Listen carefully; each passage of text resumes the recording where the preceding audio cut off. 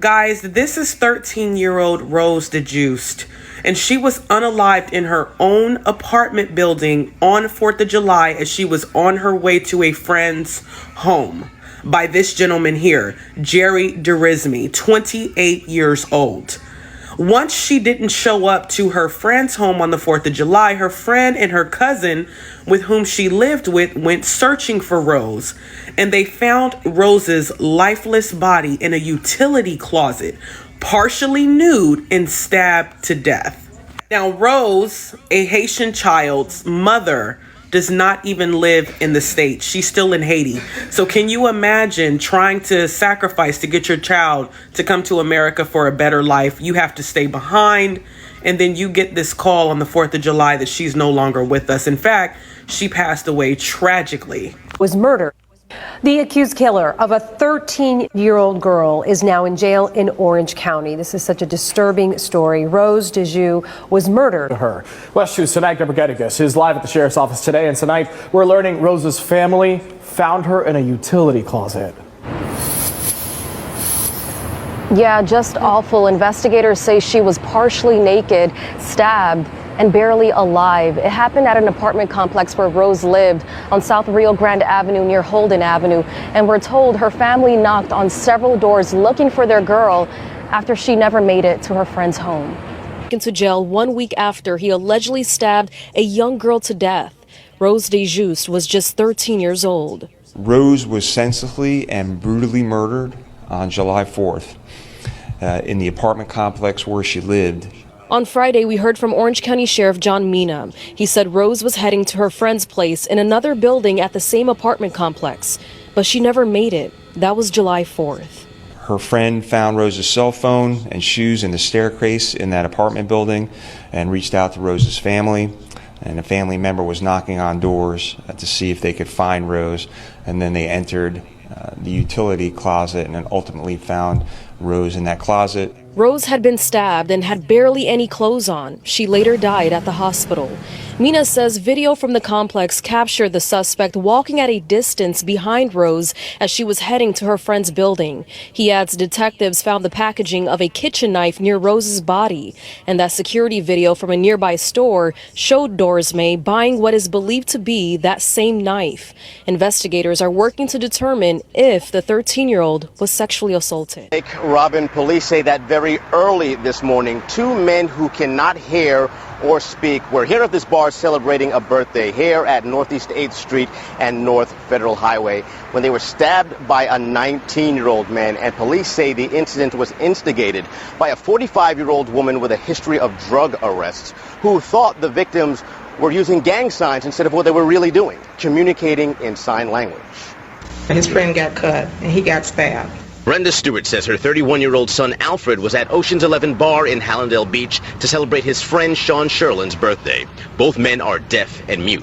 He can only communicate with sign language. Yes, only sign language. That's the only way. All of them, they do sign language. They all was doing hand signs, and it went as if someone thought it was a gang sign. Police say 45-year-old Barbara Lee mistook the exchange of sign language for gang signs. According to this arrest form, she allegedly left the bar and came back with a 17-year-old boy and 19-year-old Marco Ibanez. Cops say the trio started trouble, which led to a bloody melee. We have two victims that were stabbed with a knife in the torso area, non-life-threatening injuries that were taken to the hospital. Another individual that was struck multiple times. One of the bouncers from the bar who attempted to intervene and was struck on the head with a bottle. Police say the woman bashed the bouncer over the head with a bottle, and this young man stabbed both hearing-impaired men. It's unclear who hurt the fourth victim or how. Cops also say all four who got hurt had to come to Memorial Regional Hospital in Hollywood early Saturday morning to heal. He tried to stop the other people from fighting, and the guy came from behind him and stabbed him. So you don't know who it was that stabbed him or nothing. Stabbed him in his back. Yeah, stabbed him in his back. Stop that! Hey! Don't touch her. The baby's over here. You've done enough, so you need to go on the other side. Who else is in the car? The baby's over here. Hey. There's a baby back there too. Come on. The baby's right here has no head. Oh, Jesus Christ. So George, too, we got 3 children. 1 is decapitated.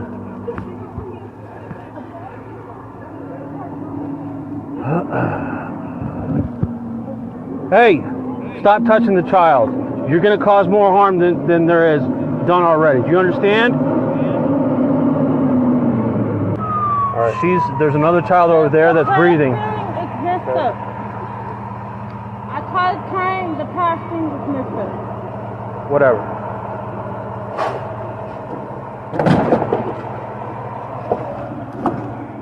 The 4 and only on WBRC, a Winston County accused of killing his infant daughter faced a judge this morning. Our Jen Houghton was there. We want to warn you, some of the information in this case is really, really hard to hear.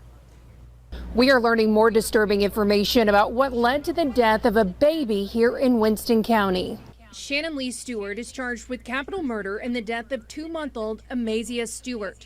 During his preliminary hearing, law enforcement testified that Stewart admitted to dropping the baby possibly as many as 4 times.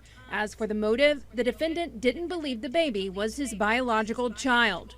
According to testimony, 2 other children witnessed this. They were also injured. One was cut with a knife on the head. The other child had scratches and bruises. Other allegations also surfaced that he sexually abused the baby. The judge found probable cause that Stewart committed the crimes, and now the case will be heard by a grand jury. Stewart's also charged with other felonies, including child sex abuse. Yeah, so this is a video of something that's going on out there in Houston. They've been out of electricity, I believe, for like a week now. It could be back on now, but you know, people have been bugging out over there.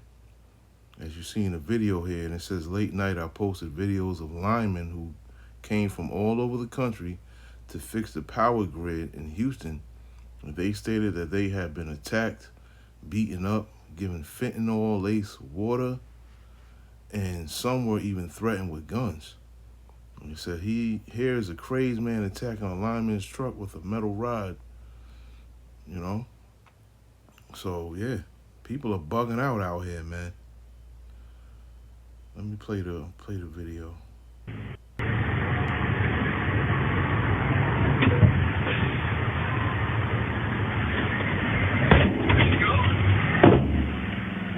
Damn, son!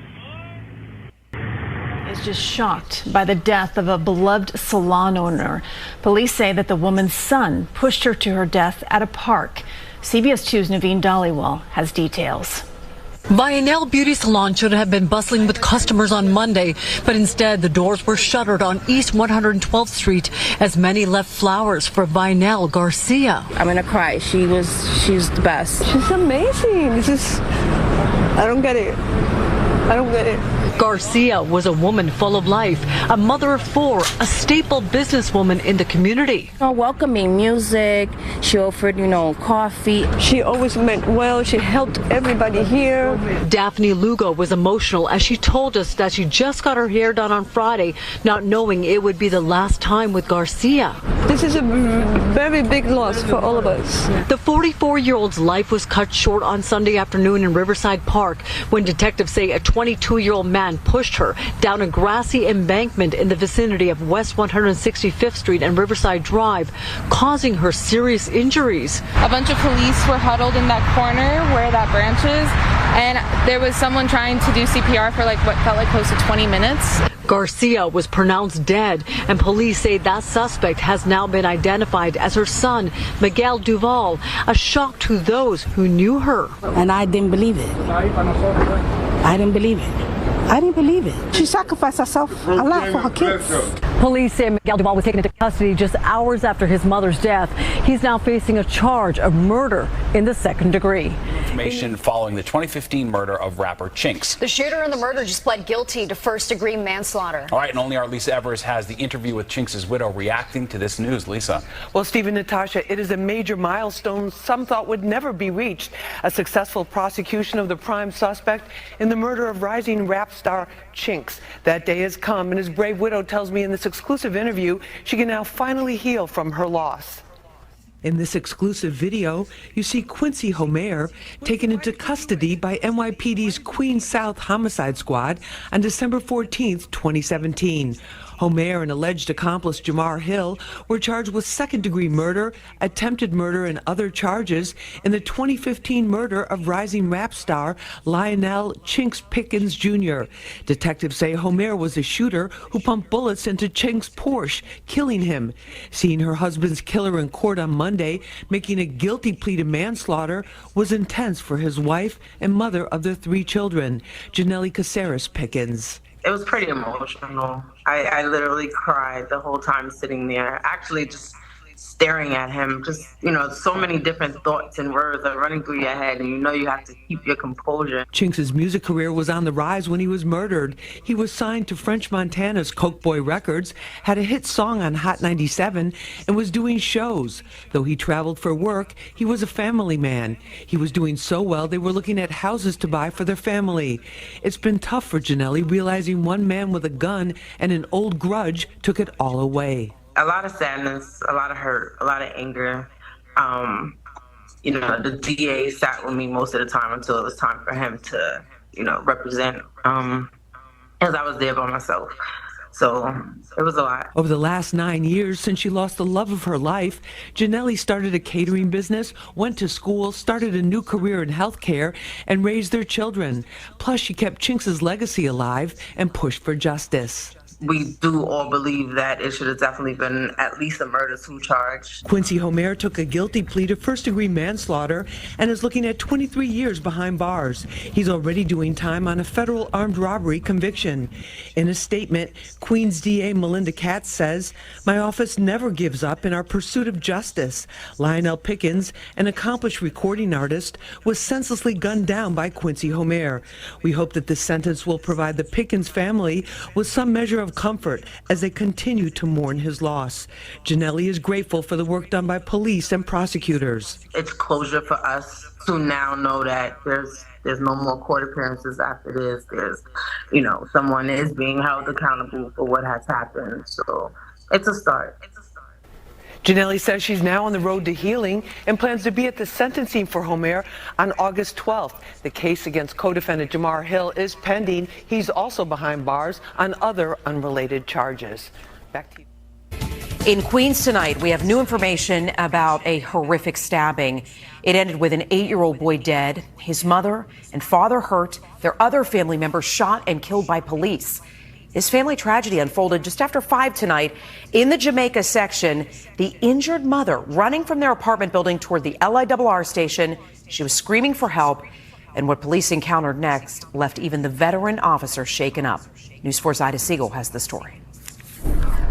It's still early in the investigation, but police are describing an especially disturbing chain of events that led to the death of that 8-year-old boy and the mother and father in the hospital tonight with stab wounds. Detectives camped outside this massive apartment building on 94th Avenue, investigating what officials are calling a bloody scene inside a small 5th-floor apartment.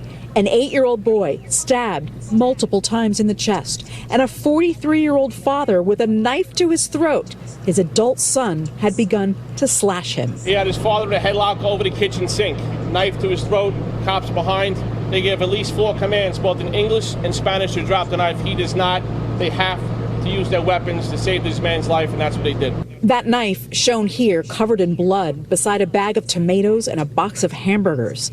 The 20-year-old son holding it died from his gunshot wound at the hospital, according to police.